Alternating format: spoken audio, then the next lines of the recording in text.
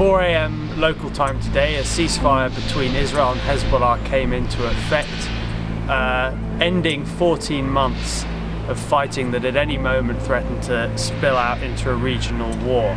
Now, this was still anything other than a happy day for Israel. It was a deeply divisive political moment, even though the vote in the Security Cabinet passed 10-1. We had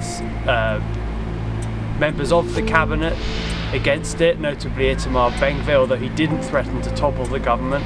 We had famous opposition politicians either calling it a surrender or expressing real ambivalence, and perhaps most emotive of all, we had residents of Israel's north deeply critical of the deal. They said it didn't go far enough. They said it wasn't conclusive enough to restore security. It's unclear as to when Israeli troops would start removing themselves, but we know that the plan roughly is that Lebanese troops will replace them whenever that happens. Israeli Prime Minister Benjamin Netanyahu, when he was announcing the deal, he stressed a great deal Israel's right to re-enter, to start fighting again if they perceive new threats to be emerging in southern Lebanon vis-a-vis Hezbollah.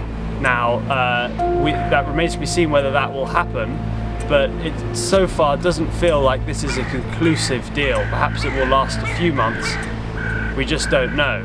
And of course, this says very little about what's going on in Gaza. Whether this paves the way for a ceasefire in Gaza, as many hoped, is far from certain. And in his speech, Netanyahu said he still is absolutely not ruling out major action on Iran. In fact, he even hinted that it would happen. He didn't give many details, he didn't want to elaborate, but it seems that a wider conflict in the Middle East is still very much on the cards. This ceasefire deal might not last that long for Lebanon and might not bring calm to the region.